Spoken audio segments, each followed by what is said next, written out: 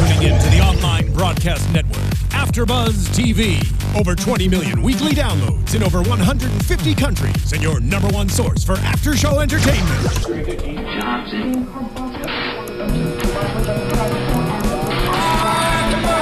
AFTERBUZZ TV, the destination for TV superfans. Producing aftershows for over 300 of your favorite TV shows. Interviewing celebrities and showrunners. And bringing you behind-the-scenes exclusives. All thanks to E! Entertainment's Maria Menounos, producer Kevin Undergaro, and internet leader Akamai.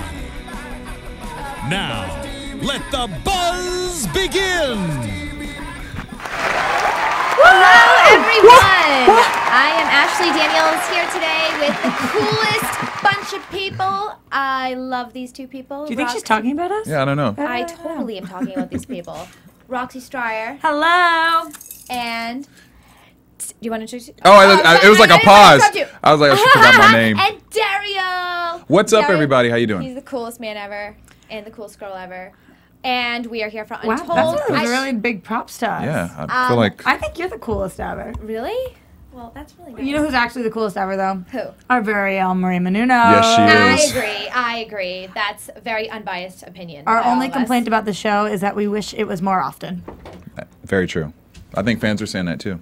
Okay. Well, I think that we are now getting into a swing of things. What we're supposed to be every 3 weeks at this point. Yep. So this is good. And it's prepping us for Halloween. That's right. Tomorrow, the big day. Yep. And I love these Untold episodes because they don't happen so often. So when they do happen, I feel like it's exciting because you're like, okay, this has been like what, 3-4 weeks now? We need to get our Untold fix. So I actually thought that we got the coolest story that we've been told so far in tonight's episode with this whole transgender thing. Yeah. I was telling you guys a little bit about how I feel very ignorant to the subject matter, and I do want to be more knowledgeable, and I felt like this really did a good job letting us see a lot of different stories. Yeah. Absolutely. Yeah, I really feel like I learned a lot from it tonight. Yeah, totally. And we paused like 15 times just to be like, wait, what was that stat? That's crazy. Well, that's the great thing about this episode is that, or this show, is that you can either watch it and wonder, you could just watch it and kind of just be entertained by it, and you can also just sit back and pause it and actually learn a ton of statistics about different things that we usually just walk by and don't really know about. They're just things that we think we know, but then we get there and we're like, wait, we actually didn't know any of this. Or even if you have ever been curious, you don't know whether you can ask certain things, you don't know who to ask, you don't know where to find the information. Right. So I thought that was really, really cool that they addressed this, and it's different than, we've talked about the royal wedding and different things that have been in the media so much. And yes, we are starting to see this in the media more, but I feel like we're really coming at the beginning of what's going to be a journey for transgender people. Yeah. Absolutely. And, there was so much information tonight that I really suggest if you're watching this after show because you missed the episode, you have to watch the episode because there's just so much information that we couldn't possibly ever give you. Right, and we there's just have to about talk time. about some things. Yeah, but there are a few things that we really wanted to touch upon that we thought were just really stood out tonight. So getting into the transgenders part, which is the first part, we had Laverne Cox that we talked about, Candace Kane, and Carmen Carrera. And 3 very influential women who really are so inspiring. They really went full force and they made a change, they made a difference, and they're continuing to make a difference today. Some really startling statistics that we'll get into, but also just really uplifting story by them. Do you want to get into a little bit about that? Absolutely. You know what I thought was really, really fascinating was how all 3 of these women are unbelievably famous now. Yeah. And all 3 of them spoke about having incredibly supportive families. And there's no way that's a coincidence, that they are these confident, amazing women that felt okay going through transition and doing everything they did, and now they're on TV, they're in movies, they're all of these things, and they all had such great support systems, and they each addressed how there are other people out there that don't have those support systems. I just feel like your chances of living your dreams and making it are so much stronger when you have that love and support, which is a lesson to all of the people who are able to support different men, women, whoever it is going through situations like this. And I think even Candace had made a statement that because of her family being so supportive, that she was able to start something to like educate other people who don't have supportive families, who they can go to certain places and find out information, or just get help, you know, or get support when they need it. Because I mean, I think it's a rarity probably that they were lucky enough to have such supportive families in this whole situation. Absolutely. So. Makes you wonder, people that are raised in not so supportive families, if they have the same chance of really making a change physically and being able to just even mentally be okay with coming out about this and explaining to people that this is how it is, because it must be the most difficult thing in the world to have nobody supporting you and to feel so confused. Well, it's so interesting because nowadays, if you come out to somebody, because it's so accepted, or at least I feel as if it's so accepted among society now for people to come out of the closet and say, listen, I'm gay. Yeah. It usually, or at least in the life that we're living out in Hollywood, it's perceived, I can't even say well, because it's nothing, you know what I mean? It just is what it is. But people know what it means. If you turn to somebody and you say, I'm gay, they know what that means. But if you said to somebody, you know, I am transgender, or I actually feel like I'm a different sex, that maybe people don't understand what that is. So it's a different process to come out to somebody as transgender. Not that you should feel like you have to come out to anybody as anything, but if you do decide to share that with your friends, your family, whatever it is, people might not even know what they might say. What do you mean? Right. What does that exactly mean? So it is a different process, and I thought that, like you're saying, Ash, what about all of the people out there that don't have those support systems? What do they do? Not that success always means being famous or being whatever, but to be successful, it's so much more difficult, whatever that means for you, if you aren't receiving help. Yeah. Yeah, and I also thought it was interesting too that I like how the episode explained to you really what the definition of it really means. I mean, there's so many people who don't really know, as you were kind of saying earlier. Like, I used to think that transgender meant that you had fully had the surgery to transition into the opposite sex, but that's not the case. It could be where you are in the process of changing your sex, or you just feel like you are the opposite sex, and that, you know, that's the difference between the things that I felt before. So what I feel like I learned tonight, and correct me if I'm wrong, but I think the actual terminology that all of the men and women on the show used that had gone through reproductive surgery or whatever it was called transitioning. Yeah. That was what it meant to transition. Yeah. Right. So if you are transgender, it could mean you just identify as a different sex, but if you go through transition, it means you actually take medical steps. You've had the surgery. Right, exactly. So that was something that I didn't know before either. I mean, I also, going into that, just the surgery itself, which we heard Dr. Marcy Bowers, who herself is already transitioned, I believe. She's already gone in. She's a transgender. After she had kids, she transitioned, yeah. Yes, and just going to that was so amazing to hear that she was the first doctor that was transgender that actually did this process, did this procedure on somebody.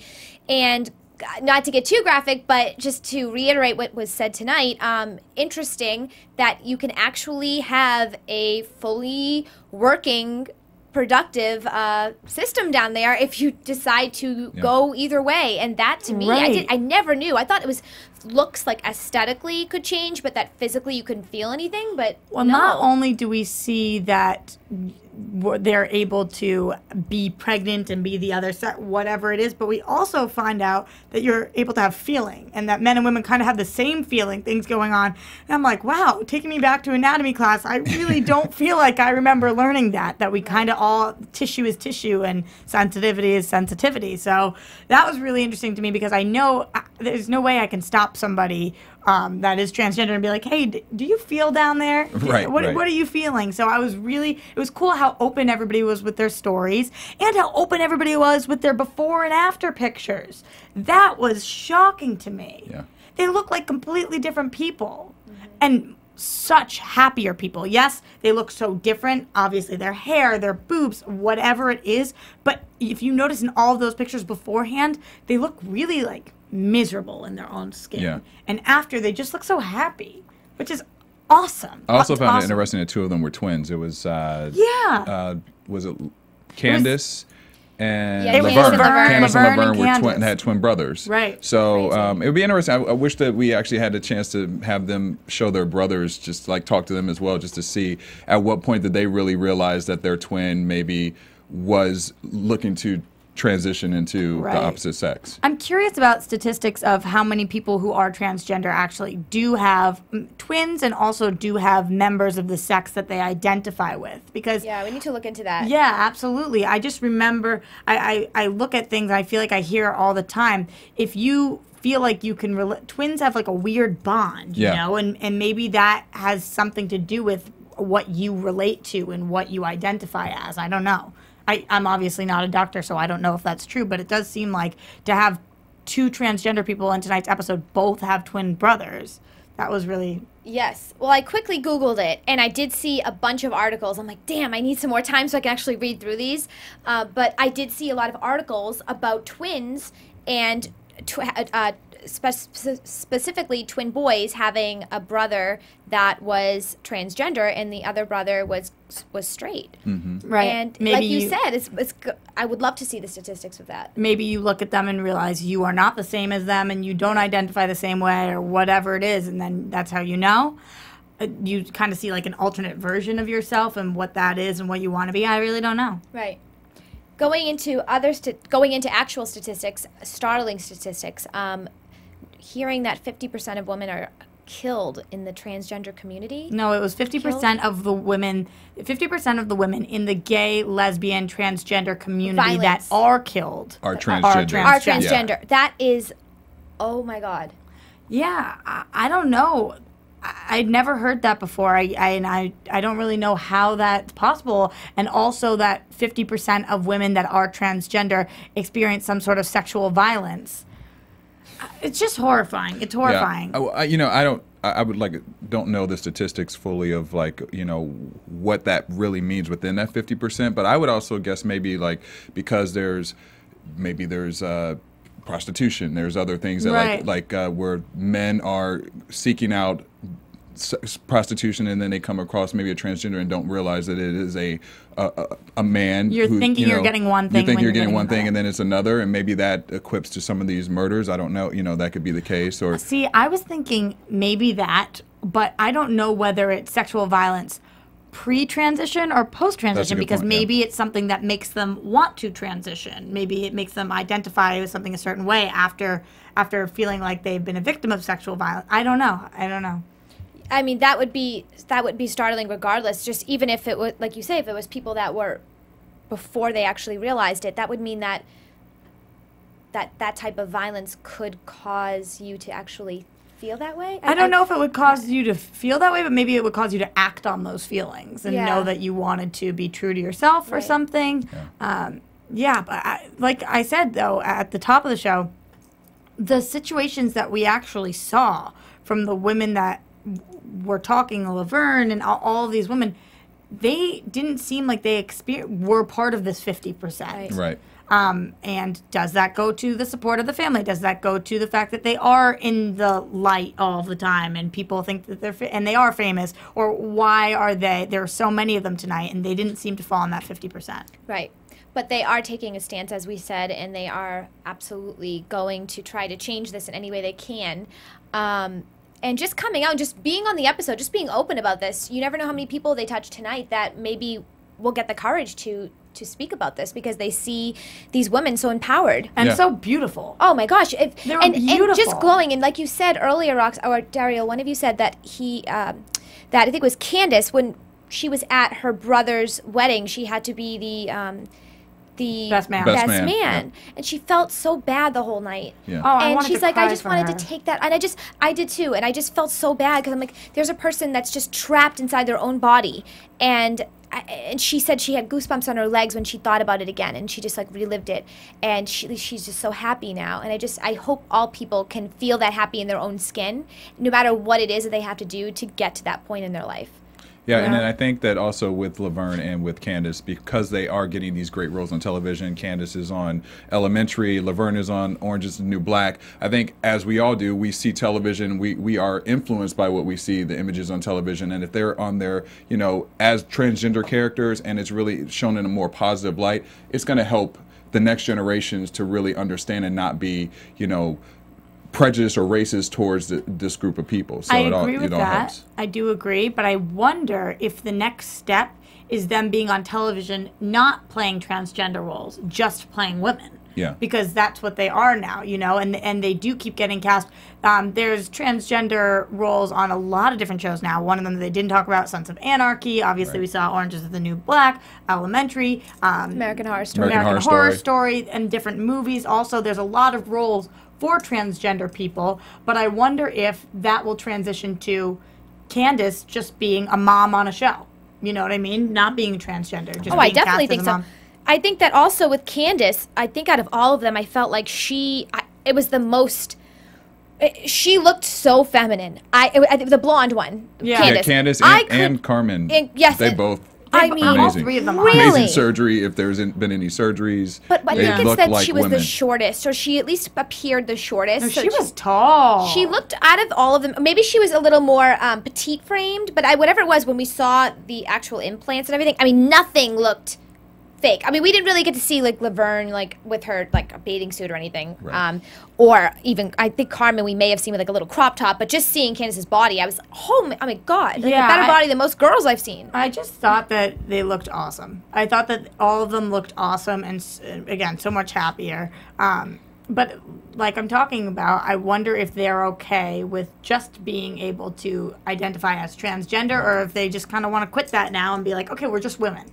Now we already went through all this. We're just women. Well, we heard Candace say that she was in West Hollywood of all places, and somebody wanted her to hear. They wanted her to hear that they were saying, "Is that a dude? Is that a man?" So they didn't really address this on the show. Just for anybody who doesn't live in this area and isn't familiar with West Hollywood, it's very transgender, gay friendly.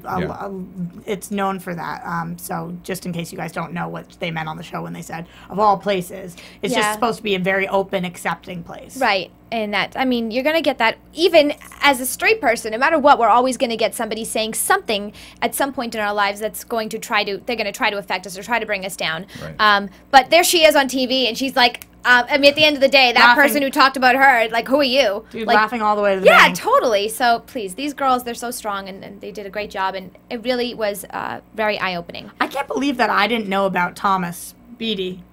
Thomas Beatty. Yeah, I mean that was pretty, historic. I mean it was on a lot of the networks. In case you don't know, Thomas Beatty was the pregnant man. Right. So I think that was on a lot of headlines a couple years ago. In like 2008, he did maybe Barbara Walters or in Oprah, I think, and really explained the story. But I mean his story is even more interesting because he married a woman, right? And then he got pregnant and had 3 children. So this is another thing that I found out. I think we all kind of learned tonight's episode, and they said it at one point so elegantly, but I don't remember what they said. It's don't confuse your somebody's sexual orientation with their sexual preference or something like that. Meaning, so a lot of people who start as men who identify as women, they can still either like women or like men, because who you identify as doesn't dictate who you love. Right. Absolutely. Which was really, really interesting to me. And once I started thinking about it, I was like, of course it doesn't, Roxy. Like, why, how could you have thought that? But this was really cool to watch this, and that's why I really was fascinated by the Nick and Bianca story, too. How they both were transgenders, but they fell in love before one of them had gone through transition, or even before the other one had fully come out as identifying one way. It was just, I don't know. I think it's always so cool when you hear stories about love being love, no matter what the parts involved are. Right. Did it make you at all uncomfortable to see a man pregnant? Because I know Barbara Walters' interview was shown a little bit, and she did mention, that seeing a man pregnant, it's a little bit startling. I think she called it disturbing, which I thought was very strong. It was strong. I totally disagree. So for me, I mean, at first glance, I'm not going to say, oh my gosh, oh yeah, another pregnant person. It's like, yeah, well, that's a dude, yes. But then you hear it and you're like, that's beautiful, because her partner couldn't get pregnant because she had his partner.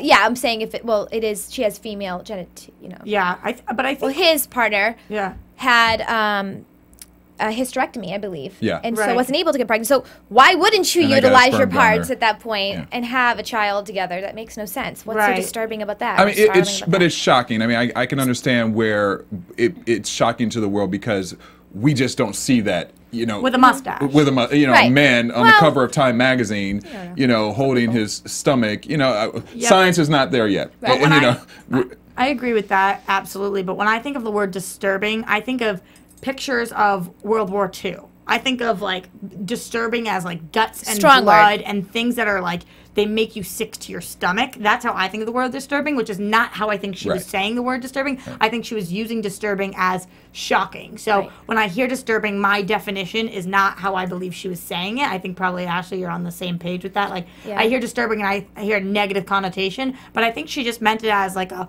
holy crap. Well, that's why This I is thought it was different. the word startling because, as Right. you say, it was disturbing. But I took it as she actually was saying it in as if it were the word startling or shocking. Right. Came off completely wrong, and I mean, I really didn't think it was the right choice of words. But we all make mistakes. We all say words that we didn't mean.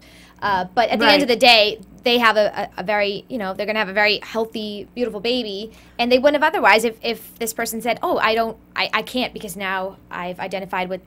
Male physical form. And then the whole thing with the divorce. Divorce, yeah, was the same so sex. Bizarre. Crazy. In Arizona, they couldn't have gotten married there, so they couldn't get divorced there. Like, what kind of a state doesn't want you to get divorced that didn't want you to get married in the first place? Right. That's just so ass backwards. There's not even anything to even say about that. It's just wrong. That's it. It's wrong. There's right and there's wrong, and there's black and there's white sometimes. That is wrong. There's Yeah. no gray area. there's no gray area with that one. I just thought that was truly strange. Ridiculous. Really, these people. I mean, please. Oh my gosh. Before we get into the next topic, is there anything else that stood out that you wanted to discuss about this? No, I think we kind of went through them. Yeah, I do too. Yeah, I mean, like I said, I learned a lot from this episode. The two biggest things is really what transgender means overall, and then also the fact that I found it interesting that several of them still had the love and liking of the opposite sex, meaning Right. like even Dr. Marcy Bowers was married to a woman previously when he was a man, and then when he transitioned, he was a lesbian. lesbian and married another woman. So Right. I thought that was like really interesting because in my mind I was thinking like, oh well, you would probably want the opposite sex, which is Yep. not the case. You know the story I wanted to hear more about, though, and I do have some questions. And maybe it's because I do love her so much, and I've followed her. I watch Orange is the New Black like it's my job.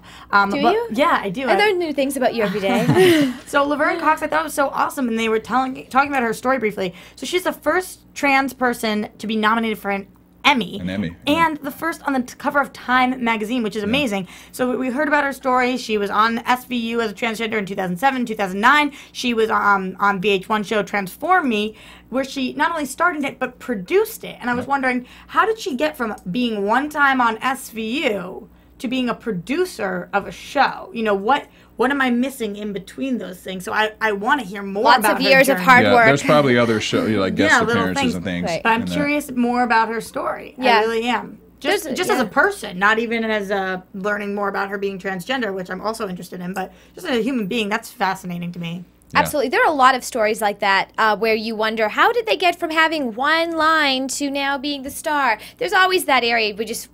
It's not on IMDb. We'll never really know, but I do agree with you. I that's very interesting. I'm sure we could find Well, out. like they say, to be an overnight success takes 10 years. So Yeah, I'm sure, right, you exactly. know. Yep. Okay, so going into the next part, briefly, I wanted to get into the comedy part, which actually, if you know me, you'll know that I love I Love Lucy. Lucille Ball was my idol my entire life. But in third grade, I actually read her book, and I realized how sad she was and how much she went through so many difficult things in her life, and this was kind of her escape, comedy. So hearing about Robin Williams, Dane Cook, all of these comedians, and hearing how they really have a lot of dark paths, a lot of dark history, and a lot of tragedy in their lives. I already knew it kind of, but still hearing it is very sad. It's disturbing in a way, just because you see these people making you laugh so much, and then they're really hurting on the inside. Yeah, the part that stood out to me the very most, because we do know, if you've been watching the news about Robin Williams, and a lot of things has come up about comedians, we have learned a lot about how so many of them are dealing with depression, and that's why they do this.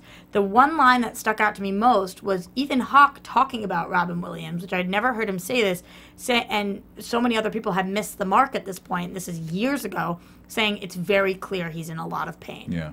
Which I hadn't heard him say that, and it's just so interesting to me how intuitive some people are, especially when you are acting with somebody, working with somebody, to be able to see through the character they're playing and then the person they're pretending to be just as a human, and then to their actual core. Yeah, see their souls. Yeah, and some people did see his soul, and some people see a lot of these comedians' soul, but it's crazy, all these people that make us laugh are not laughing so hard to themselves. Yeah, and then they said that the performers have the highest rate of suicide, which, you know, now looking back at like the Robin Williams story, and you're talking about him just kind of hiding these things, I think a lot of times, as we were kind of saying before, that when you're performing, you kind of use that as your leverage to shield the pain, you know? And it's just crazy how, like, especially comedians, probably I would think even more than like actors and actresses, comedians, because you always have to be on as a comic. You always have to be quick-witted. Your brain's always moving. People come up to them and say, tell me a joke. That happens. Right. I've talked to so many comedians where people recognize them in the street and be like, tell me a joke. Say something funny. It's like, what? Right. You got to always be on. So, like you're saying, it's a whole different ballgame. It's a whole different ballgame. Absolutely. Yeah, it really is. And it's one of those things where we just, until you hear about it, you would have never known otherwise, because they just appear to have the happiest lives. And I think we all at some point probably met that person in school, or you know, on a team, a sports team, or wherever we were doing, where we were with other people, where there was that class clown. And now you think back on that class clown that maybe always made people laugh, and you think about their lives, and you think maybe they were having a difficult time. Maybe they were going through something. You never know. Yeah, here's the thing. Totally maybe, or maybe not. You know, that's the point. You don't just actually makes you think twice now about everything in terms of some people that appear so happy. You know, nothing is as it seems, and we'll never really know. And Dane Cook, I think one thing that stood out to me was hearing that he lost both his parents within 9 months. 9 months, that is of cancer. Unbelievable. Yeah. And to see that he is, you know, when I think of that, and, you know, some of the strongest people I know have lost their parents, so I know that there is a way to not get over it, but to find a way to survive and get through it, and not let it take over you, and because I you know, you just can't imagine it until, God forbid, it ever happens. So to see him here and, you know, just working hard and everything, it's very inspiring. It's interesting because he had already gotten to be a certain level of successful when both of his parents passed. And I think when that happens, a lot of times people look at it and they don't find it as tragic, because they think, oh, well, it's not like he needed the financial support anymore. Oh, well, he was old enough. You know, when I was a little kid, if I heard from anybody that they lost their parents when they were 30 years old or whatever, I was like, oh, that's pretty old. But as we're kind of getting older, I'm realizing it's not old, you know. And so I don't know if people really realize how much he actually has gone through. I hadn't heard him speak about it this candidly, which I actually think was the benefit of Maria doing this interview. If you guys follow Maria on Instagram or any social media, you guys know that she is very close with Dane Cook. They're good friends. So I thought that it was really nice that he was able to open up to her and feel comfortable enough to share his story with her, and then her to share it with us. And then I think he dedicated his Troublemaker show to Robin Williams, in fact, too. So I was surprised how affected he was by Robin Williams' death. I mean, not surprised, but when he said he cried for 2 days and couldn't, you know, it's crazy. These comedians, they always say that they're kind of like a family.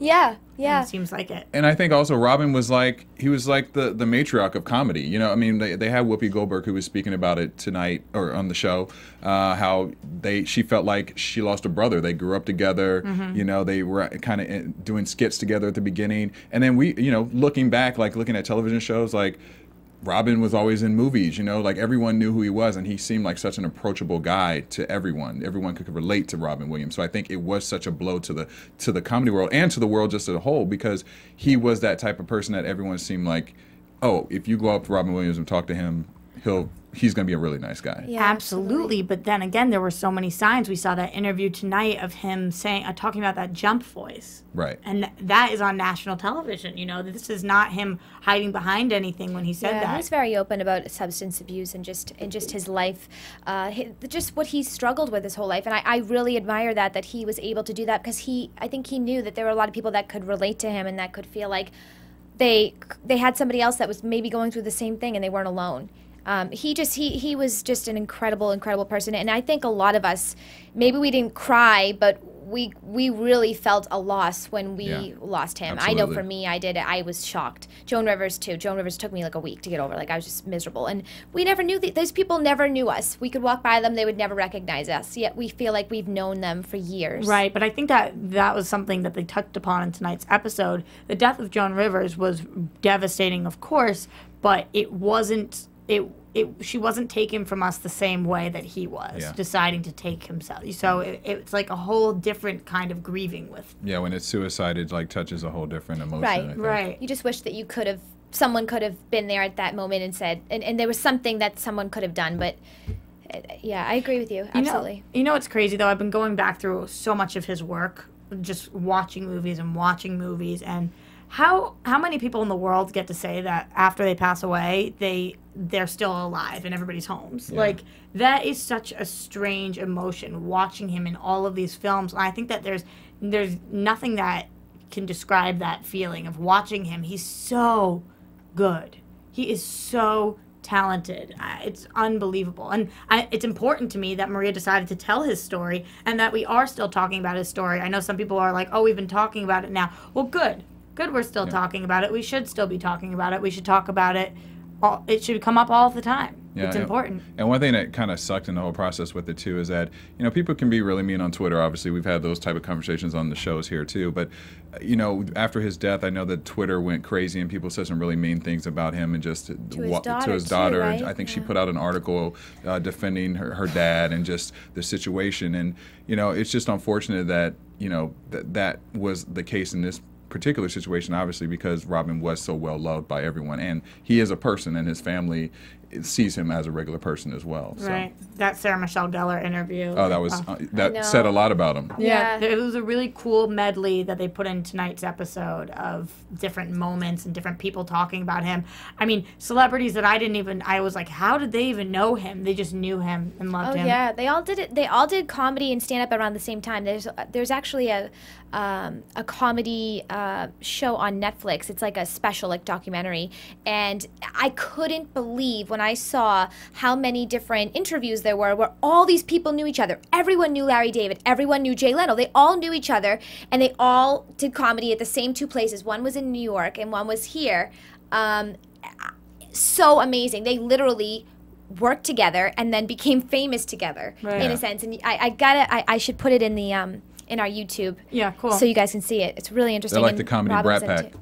Yes, absolutely. They really were. They all knew each other. It was amazing. And then the last person in this section that we should definitely talk about is Jim Norton, who I didn't know this story at all. I didn't know about his attempt at suicide. I didn't know, he's talking about, it's different because we see all these stories of people who are so funny and then try to kill themselves. But this was kind of the reverse situation. He almost used humor after his attempt, which was an untold story within itself.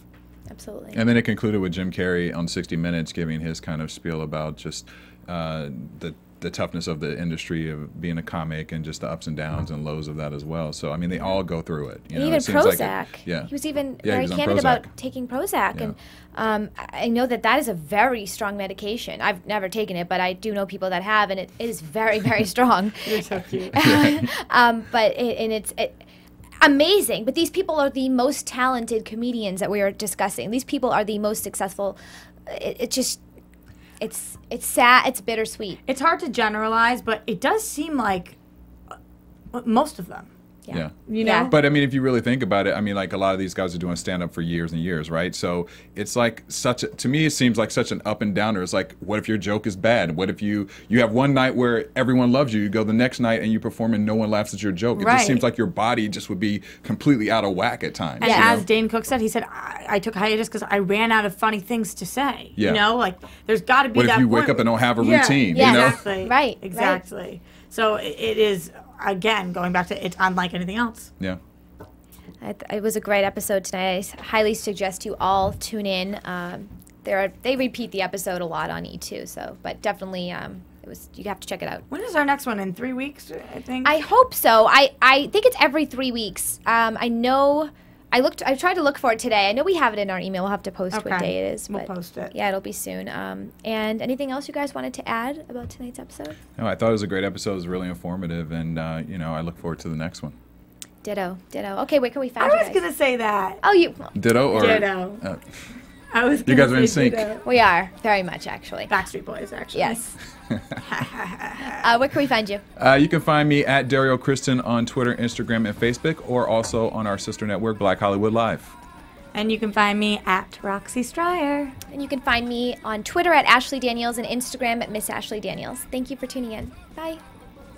From executive producers Maria Menounos, Kevin Undergaro, Phil Svitek, and the entire AfterBuzz TV staff, we would like to thank you for listening to the AfterBuzz TV network. To watch or listen to other after shows and post comments or questions, be sure to visit AfterBuzzTV.com. I'm Sir Richard Wentworth, and this has been a presentation of AfterBuzz TV. Bye. See you later. The views expressed herein are those of the hosts only and do not necessarily reflect the views of AfterBuzz TV or its owners or principals.